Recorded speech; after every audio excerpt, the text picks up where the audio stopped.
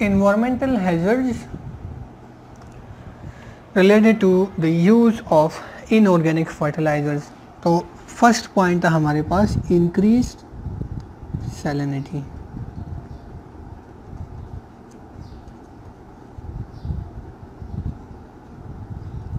Salinity क्या है? Soil में न्यूट्रिएंट्स या फिर साल्ट्स का जो लेवल है उसको हम सैलिनिटी कहते हैं। सैलिनिटी का मतलब है salts level in the soil. अब इन ऑर्गेनिक फर्टिलाइजर्स अगर हम उसको बार बार यूज़ करते हैं तो फर्स्ट जो सॉइल पे उसका इफ़ेक्ट होगा इन्वायरमेंट पे, वो इंक्रीज सैलिनिटी होती है। इंक्रीज सैलिनिटी की वजह से सॉइल सैलिनिटी में जब इजाफा आता है, ज़मीन के अंदर साल्ट्स का जो लेवल जब बढ़ता है, उसका फ़ायदा क्या, उसका जो नुकसान होता है वो first due to increase salinity plants growth decreases. Plants की जो ग्रोथ है वो डिक्रीज होती है। उसके साथ साथ वाटर क्वालिटी इज अफेक्टेड, क्योंकि साल्ट्स का लेवल बढ़ गया और इस हाई लेवल की वजह से प्लांट्स की ग्रोथ पर भी असर पड़ता है। उसके साथ साथ वाटर क्वालिटी पे भी असर पड़ता है। पानी में साल्ट की बहुत ज़्यादा एडिशन से भी प्लांट्स मुतासिर होते हैं, उनकी जो बॉडी है वो ख़राब होती है। अब जब प्लांट्स की ग्रोथ सही नहीं है, इसी तरह वाटर की क्वालिटी भी ख़राब है, तो उसका इफ़ेक्ट क्या होगा? Decrease the crop yield. Crop जो फसल है, यील्ड पैदावार, क्रॉप यील्ड इज डिक्रीज।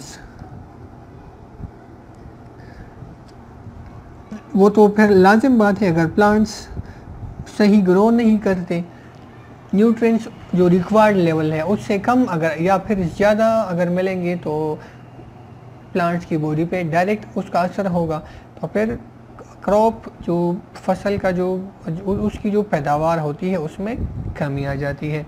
अच्छा, अब ये इंक्रीज जो सैलिनिटी है, जो एक्सेस ऑफ साल्ट्स है, वो क्या करते हैं?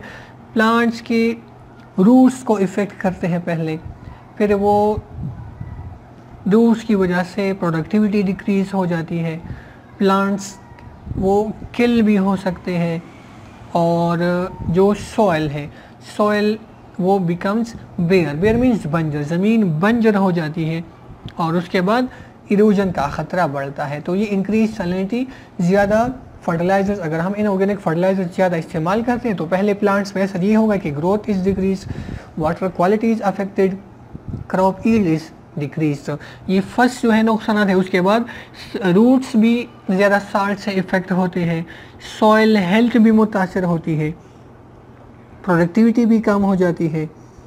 अगर जब प्रोडक्टिविटी कम होती है, प्लांट्स आहिस्ता आहिस्ता ख़राब होते हैं, प्लांट्स की किलिंग होती है, प्लांट्स वो मर जाते हैं, ग्रो नहीं करते फिर वहाँ पर ज़्यादा साल्टिश इन्वायरमेंट में, क्योंकि हर एक प्लांट के लिए एक ख़ास लेवल ऑफ साल्ट्स और वाटर रिक्वायर्ड है। अगर बहुत ज़्यादा साल्ट्स है तो फिर वहाँ प्लांट जो है वो ख़राब हो जाते हैं, फिर आहिस्ता आहिस्ता वो वहाँ से ख़त्म हो जाते हैं। तो वो उस सॉइल में प्लांट्स फिर ग्रो नहीं करते और फिर automatically the soil becomes bare, ज़मीन बंजर हो जाती है।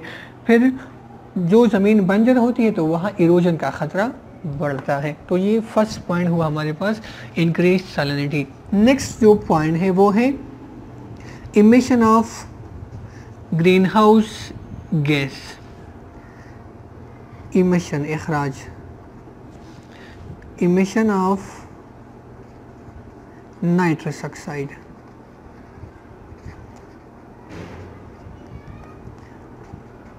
N2O, nitrous oxide. Greenhouse जो लेयर है उसमें बहुत सारे गैसेस हैं, जिस तरह उसमें नाइट्रस ऑक्साइड है, मीथेन है, उसमें और भी कुछ गैसेस हैं। इन गैसेस को हम कहते हैं ग्रीन हाउस गैसेस। ये एक लेयर बनाते हैं और उस लेयर का काम होता है कुछ जो सनलाइट का एक थोड़ा सा लेवल ज़मीन तक पहुंचता है, ये लेयर उस सन रेज को कैप्चर करते हैं, ये गैसेस उनको कैप्चर करते हैं और फिर वो जो सनलाइट ज़मीन तक पहुंचता है, ज़मीन का जो सरफेस है उसकी वजह से वार्म अप हो जाता है। जो प्लांट्स है, जो एनिमल्स है, वो उसको इस्तेमाल करते हैं। जिस तरह प्लांट्स फोटोसिंथेसिस करते हैं, बहुत सारे और भी जो फोटोसिंथेटिक ऑर्गेनिजम्स है तो वो फोटोसिंथेसिस में सनलाइट इस्तेमाल करते हैं। हम ख़ुद को गर्म रखते हैं अगर कोल्ड वेदर है। इसी के साथ साथ विटामिन डी हम सनलाइट से लेते हैं तो हम भी उस लाइट को इस्तेमाल करते हैं। इसी के साथ साथ हम फॉर एग्ज़ाम्पल क्लॉथ्स सुखाते हैं सनलाइट की वजह से। बहुत सारे और भी हम इसके इस्तेमालात हैं। फिर वो ज़मीन के सरफेस के साथ स्ट्राइक करने के बाद सन के जो रेस है वो रेडिएट हो जाते हैं, वापस माहौल में वो रिफ्लेक्ट होते हैं वो रेस। फिर ये जो ग्रीन हाउस लेयर मौजूद है, ये लेयर उन रेस को बाहर ज़मीन के सरफेस से बाहर नहीं जाने देता। अब इस लेयर की थिकनेस, जितना थिकनेस उसकी ज़्यादा होती है उतना वो लाइट एब्जॉर्ब करेंगे और जो टेम्परेचर का लेवल है उतना इंक्रीज़ होता है। अब अगर हम बार बार या हम ज़्यादा इनऑर्गेनिक फर्टिलाइजर इस्तेमाल करते हैं तो नाइट्रस ऑक्साइड जो कि एक ग्रीन हाउस गैस है उसकी एमिशन होती है और उसकी एमिशन की वजह से ग्रीन हाउस जो लेयर है वहाँ थिकनेस में इजाफा होता है और उसके साथ साथ ग्लोबल वार्मिंग जैसे मसाइल पैदा होते हैं। तो it emits from chemical fertilizers. कहाँ से आता है एमिशन ऑफ नाइट्रोजन? ये नाइट्रोजन गैस कहाँ से आता है? फ्रॉम केमिकल या inorganic fertilizers, from inorganic fertilizers. Inorganic fertilizer से इसकी एमिशन होती है और फिर ये क्या करता है? इट कैप्चर्स जो सन से इंफ्रारेड रेडिएशंस आती है, इंफ्रारेड रेज या रेडिएशंस कैप्चर करते हैं और इसका जो इफ़ेक्ट होता है काजेस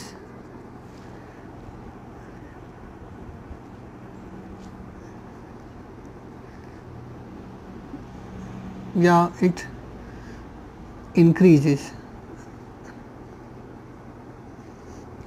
इंक्रीज क्या इंक्रीज करता है?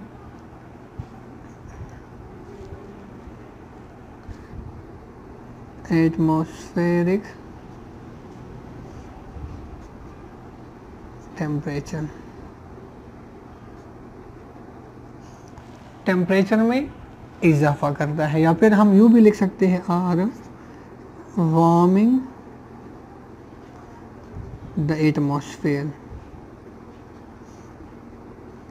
एटमॉस्फेयर का जो टेम्परेचर है वो इंक्रीज करता है। स्पेशली एटमॉस्फेयर के बहुत लेयर्स हैं, मेजर जो लेयर्स हैं उनमें से कौन सा लेयर जो लोअर एटमॉस्फेयर है? क्या है? Lower atmosphere. उसको हम क्या कहते हैं?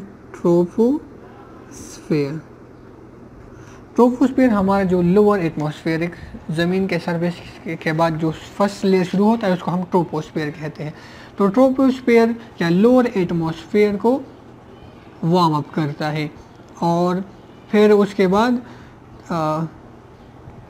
ग्लोबल वार्मिंग जैसा मसला पैदा होता है, इंक्रीज इन टेम्परेचर आता है। तो ये एमिशन ऑफ नाइट्रस ऑक्साइड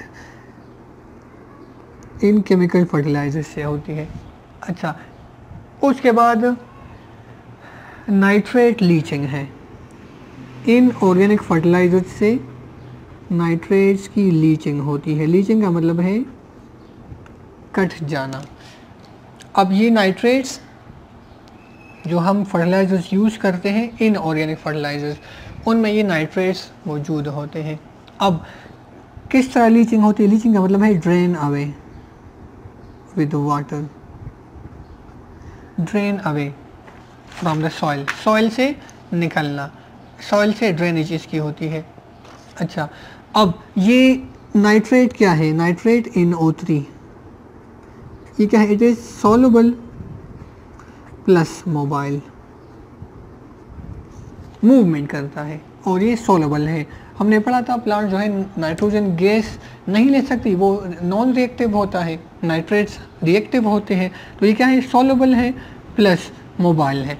अब वाटर के अंदर वो डिज़ोल्व होते हैं और फिर वो वहाँ से नाइट्रेट्स जो है वो चले जाते हैं, तो इसको हम नाइट्रेट्स की लीचिंग कहते हैं।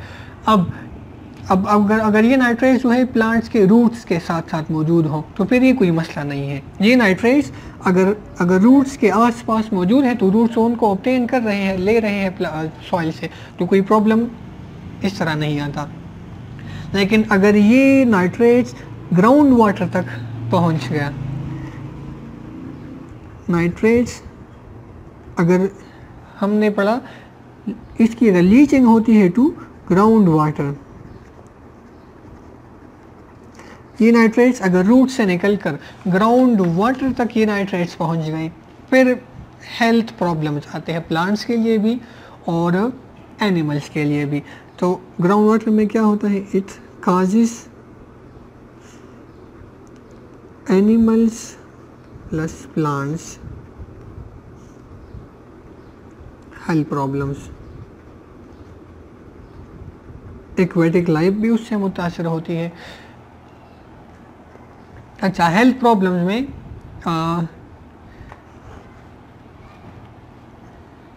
बहुत सारे हैं, जैसे कि अगर हम एनिमल्स की बात करें तो नाइट्रेट्स पानी में ऐड हो गई। अब अगर हम नाइट्रेट्स वाला पानी पीते हैं घरों में या फिर किसी नलके से,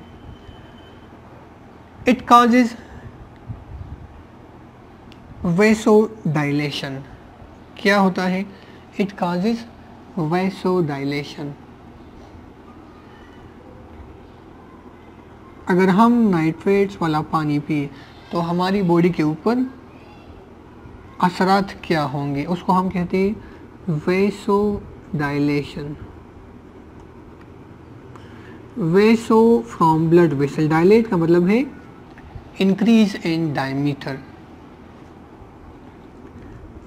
increase in diameter of blood vessel.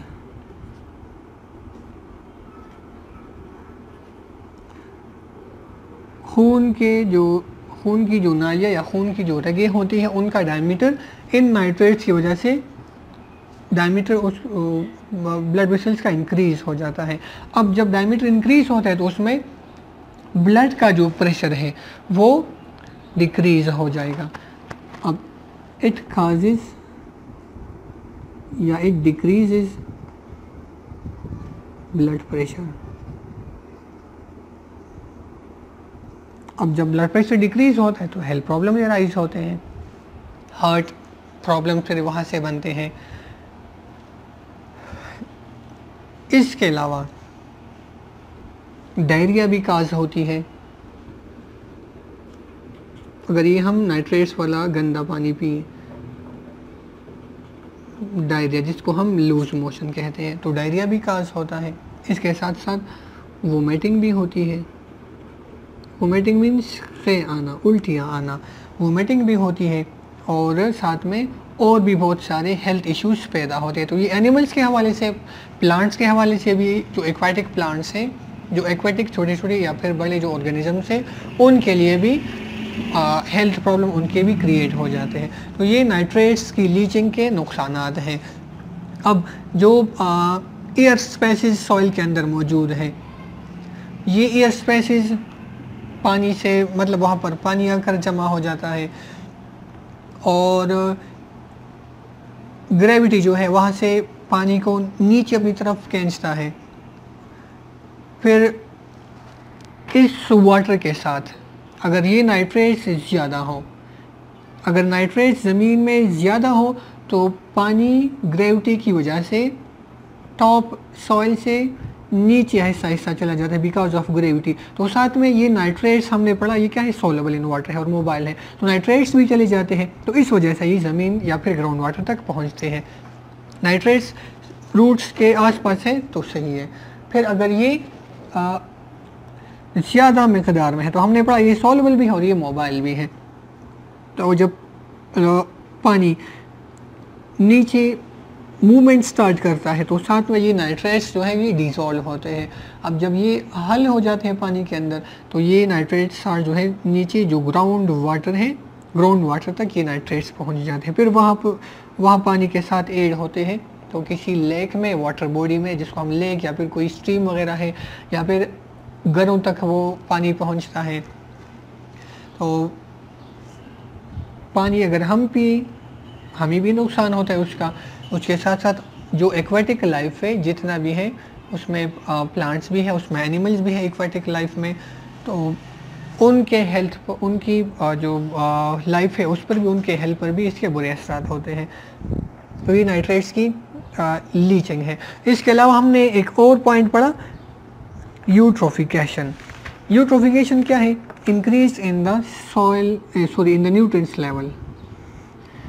Eutrophication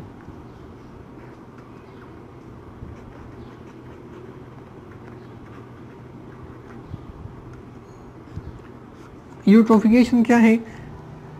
increase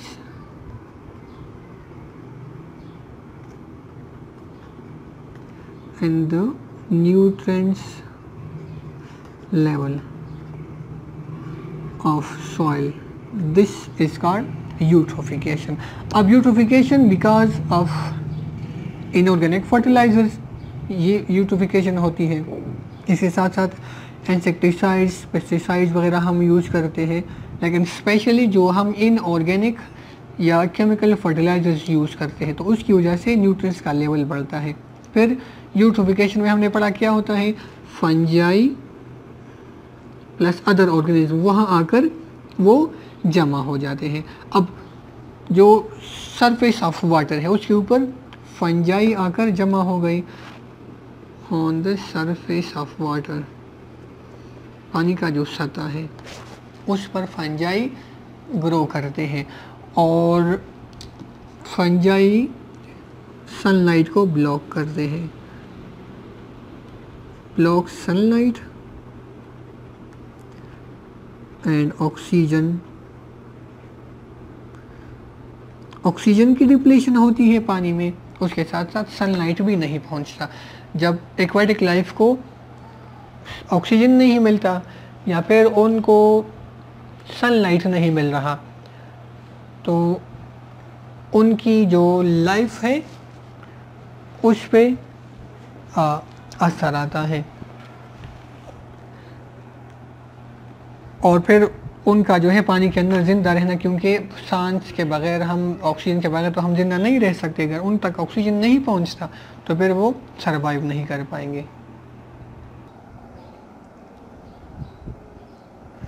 बिस्मिल्लाहिर्रहमानिर्रहीम। पेज 153, टॉपिक हमारा है कंपोनेंट्स ऑफ ह्यूमन फूड। इससे पहले हमने मिनरल न्यूट्रिशन इन प्लांट्स पढ़ा, हमने कुछ मिनरल्स पढ़े, उनका हमने फंक्शन पढ़ा, कहाँ रिक्वायर्ड है, उनके हमने डिफिशिएंसी सिंड्रोम्स पढ़े, फिर हमने फर्टिलाइजर्स के बारे में पढ़ा। बहुत सारे जो मिनरल्स हैं वो प्लांट्स के लिए रिक्वायर्ड हैं, उनको हमने फर्टिलाइजर्स में पढ़ा। उसके बाद हमारे पास है components of human food. Human including अस, मतलब इंसान, इंसानों के जो खुराक के अज्जा हैं, चीज़ें हैं, वो क्या है, कंपोनेंट्स अज्जा क्या है। लाइक ऑल अदर ऑर्गेनिजम्स, तमाम जो ऑर्गेनिजम्स की तरह, जानदारों की तरह, human beings require food to grow. Humans को भी खुराक चाहिए, इसलिए टू ग्रो। पहली बात ग्रोथ के लिए, टू रिप्रोड्यूस, रिप्रोडक्शन के लिए, एंड मेंटेन गुड हेल्थ, अपना हेल्थ, अपनी सेहत बरकरार रखने के लिए, ग्रोथ के लिए और उसके साथ साथ रिप्रोडक्शन के लिए खुराक चाहिए। The following are major components of human food. अब कौन सा खुराक है जो हम ह्यूमंस इंसान हम जो हम इस्तेमाल करते हैं। तो हमारा जो फूड है उसको हमने बेसिक जो कैटेगरीज है उसको हम 6 कैटेगरीज में हमने उसको डिवाइड किया है। कार्बोहाइड्रेट्स हैं, फैट्स, प्रोटीन्स हैं, विटामिन्स हैं, मिनरल और वाटर है। तो ये 6 बेसिक कंपोनेंट्स हैं जो हमारी फूड का हिस्सा है। तो हर एक का फिर अपना ख़ास उनके अपने अपने रोल्स, अपने मकासद होते हैं। तो हम स्टार्ट लेते हैं कार्बोहाइड्रेट्स से कि कार्बोहाइड्रेट्स क्या है और कहाँ पर ये रिक्वायर्ड है।